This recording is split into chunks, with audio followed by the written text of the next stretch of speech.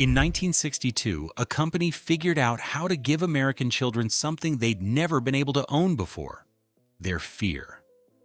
A 98-cent plastic Frankenstein kit. Within 2 years, they'd reportedly sold nearly 8 million of them. By 1977, the company was gone. The craze didn't run out. Adults took it apart. 4 conditions, 4 decisions, 15 years. A lobbying campaign cleared monster films from children's television. An oil embargo broke the price point. Corporate retail abandoned the hobby shops. And then an adult corporation acquired Aurora, panicked at what it found, and destroyed the leadership before Christmas. The children didn't outgrow the kits. Adults made sure the next generation of children never got the chance. 4 things aligned perfectly in 1962. Adults spent the next 15 years taking them apart one by one. The first condition was television, and to understand how adults ended it, you first need to understand what it built. In October 1957, a company called Screen Gems released a package called Shock Theater. 52 Universal horror films: Frankenstein, Dracula, The Wolfman, The Mummy, The Creature from the Black Lagoon, all of them, suddenly available to local TV stations across the country. Before this, you had to go to a movie theater to see these monsters. You paid your nickel, sat in the dark, and went home.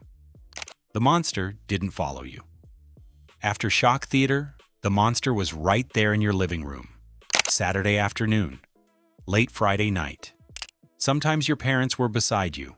Sometimes you were alone in the dark, the screen the only light in the room.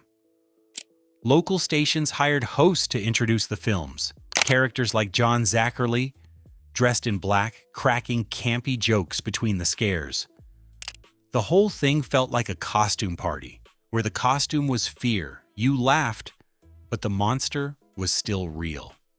By 1958, a magazine called Famous Monsters of Filmland was on newsstands. It told you the names of the men inside the makeup. It made the monsters feel like something you could know, not just something you watched through your fingers. A fear you know well stops being something that happens to you. It starts being something that belongs to you. All of this created an audience before a single plastic kit existed. A generation of boys who knew every monster by name, by weakness, by origin. The first person at Aurora who suggested turning that appetite into a product was told the idea was too morbid for children. He disagreed, and what happened next almost didn't happen at all. Aurora Plastics Corporation was a perfectly respectable model kit company. Founded in Brooklyn in 1950, producing its own kits by 1952. Planes, ships, cars, gladiators, knights in armor. Nothing that would get anyone in trouble. Then Aurora's advertising and promotional manager, a man named Bill Silverstein, started pushing an idea nobody at the company wanted to hear. They should make monster models. Management resisted. The word they kept using was morbid.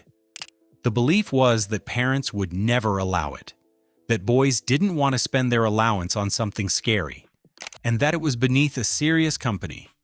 The story goes, according to Aurora company legend, that Silverstein was so convinced he reportedly threatened to quit and start a competing business if they wouldn't try it.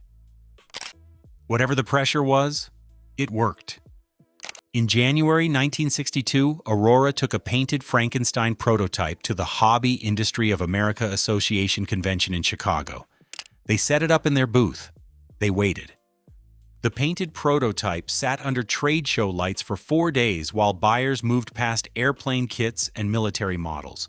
Not one adult placed an order. Then, on the last day, a California toy retailer named Al Davis brought his sons to the booth.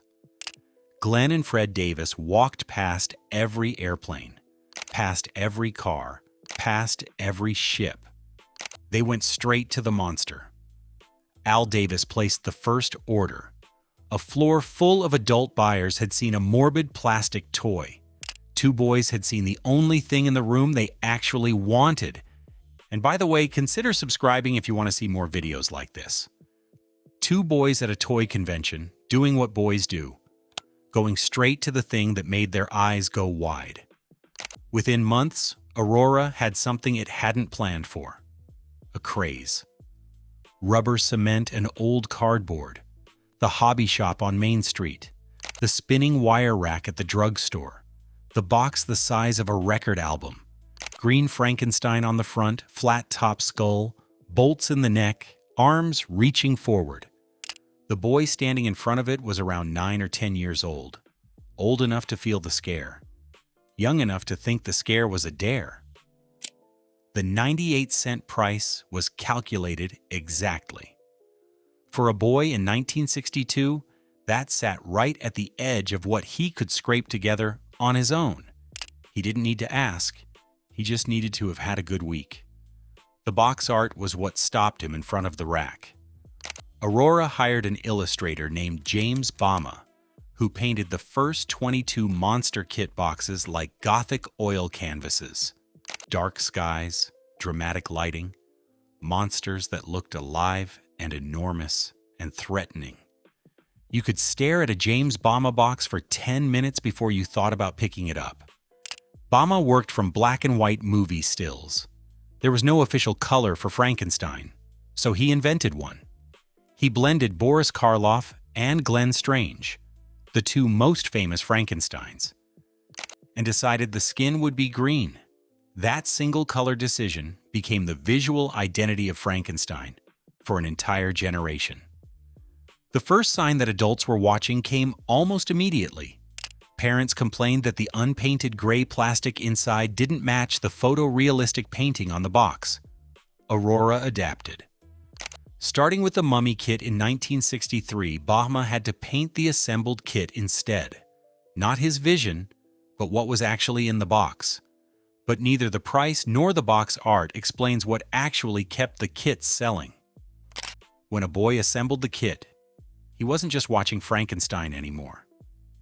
He'd clipped the sprues, smelled the cement, held the figure in his own hands, painted it, probably badly, but it was his. Psychologist Dr. Mara Mendez has described how short-term fear can show the person they are capable of surviving and can regulate their emotions. The monster on that bedroom shelf wasn't moving. The boy had built it. He put it there. He controlled it. By the summer of 1964, demand was still growing. The four conditions were in place. The monsters were fresh on television.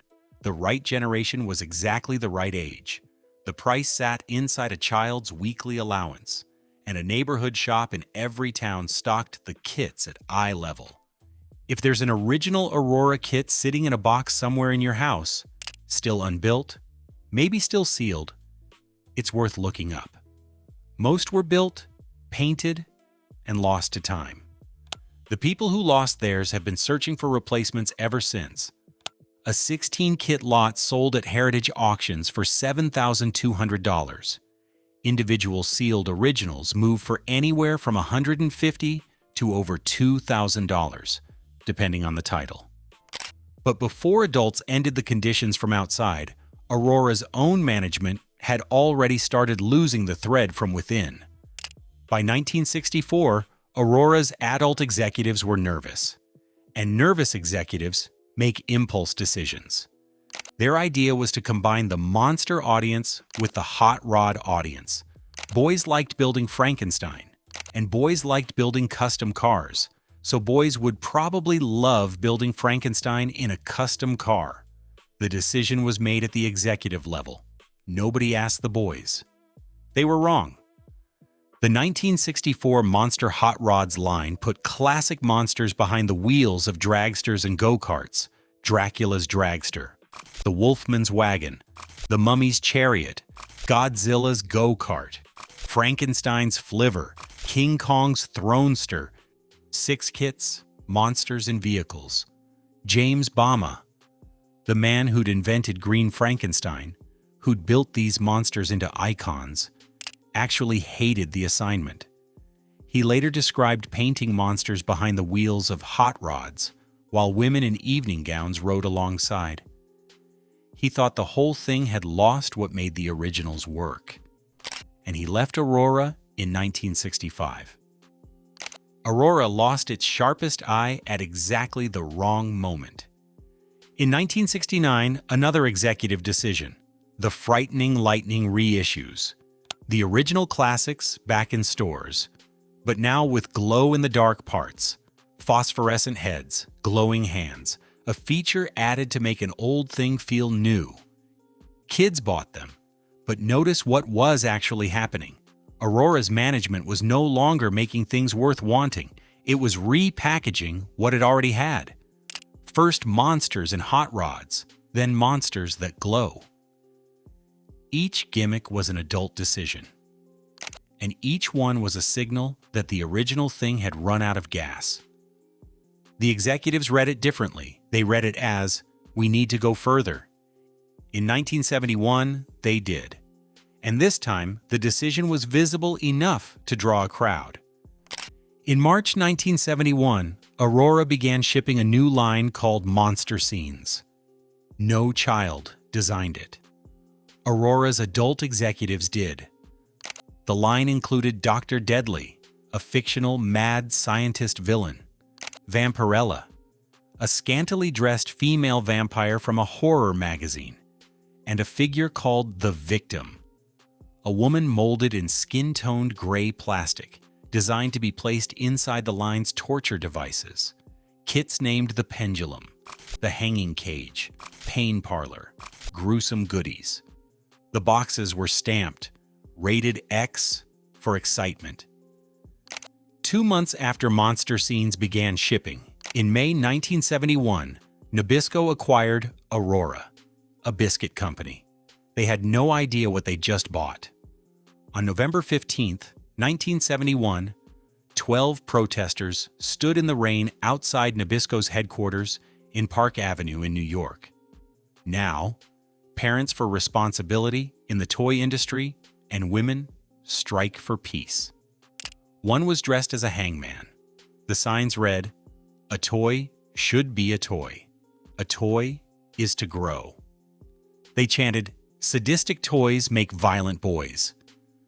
Nabisco called the kits a terrible embarrassment. They halted production of the Hanging Cage and the Pendulum, pulled remaining U.S. stock, and shipped it to Canada to be liquidated. And just before Christmas, fired practically the entire Aurora staff. Aurora's marketing VP Richard Schwarzschild later said the company had received only 120 complaint letters. Alongside, he said, a flood of fan mail from children. 120 complaint letters against a flood of fan mail from the kids who actually wanted the kits. The 12 people in the rain weren't protesting the 1962 Frankenstein. They weren't protesting a boy who'd spent a Saturday afternoon building something that scared him, painting it badly, putting it on a shelf, looking at it every day until it wasn't scary anymore. They were protesting a decision Aurora's adult executives had made. The boy was never the problem. If anything, he was doing exactly what he should have been doing. Building something frightening, making it small enough to hold, putting it where he could see it every day. 30 years later, child psychologists would put a name to exactly what he'd been doing. They'd call it healthy. Adults designed monster scenes, and adults shut it down. The boy who wanted the 1962 Frankenstein was never consulted. He was just left without the kits. But Monster Scenes was the loudest adult decision. The other three made no noise at all. 4 conditions kept Aurora Monster Kits alive. Adults ended every single one of them. Television came first. A lobbying organization called Action for Children's Television, founded in 1968, spent years pressuring networks to remove horror and action programming from children's viewing slots. By 1972, they'd largely succeeded. The horror hosts were gone. The late-night monster films had been cleared from their regular schedules. Kids growing up in the early 1970s weren't watching shock theater. They were watching Scooby-Doo, a show where the monster is always a man in a mask, Always fake, always explained away by adults at the end of the episode. The audience was the condition adults failed to replace.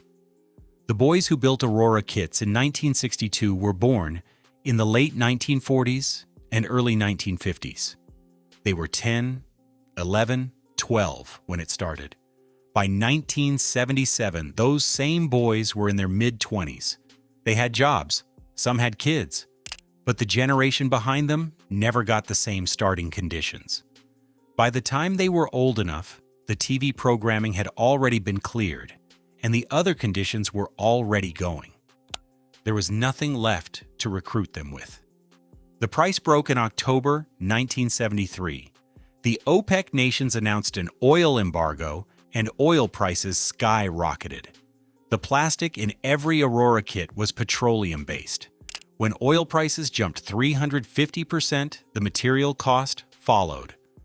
Robert Johnson III, a monogram engineer who was there for the entire acquisition, later documented what the embargo did to the industry. Plastic that had cost pennies per unit was suddenly scarce. The 98-cent price point was gone before the company was. The stores went last. Monogram made a business decision: prioritize mass retail. By 1976, more than half of Monogram's annual kit sales were moving through Kmart and Toys R Us. Nobody at Kmart was going to talk to a boy about painting the neck bolts. The hobby shop didn't close, it was just cut out of the chain. Aurora reported a $7 million loss in 1976. Nabisco dismantled the company in 1977. The children had been sending fan mail the whole time. Aurora was the last one to know, and the molds that made every Frankenstein, every Dracula, every Wolfman, they have their own ending. When Nabisco shut Aurora down in 1977, Monogram acquired everything: the molds, the machinery, the records. The story most people tell is that the molds were destroyed in a single catastrophic train derailment during the transfer. The derailment did happen, but it wasn't the whole story. Molds arrived at Monogram's facility frozen in mud and ice. Shear pins snapped on impact. Some were beyond repair. But a Monogram engineer who was there for the whole acquisition documented what actually happened. Many molds were deliberately scrapped. Too worn. Too outdated to keep running. Some items on the original inventory list simply never arrived at all. Their locations never resolved. The loss was real. But it wasn't a single dramatic moment. It was a slow unraveling, decided in warehouses and ledger books over months. In 2018, Atlantis Models purchased the surviving Aurora molds from the Revell Monogram facility in Elk Grove, Illinois. Some of those kits are back on shelves right now. Different plastic, better fitting parts, but the same molds, the same green Frankenstein. That's the thing that's left.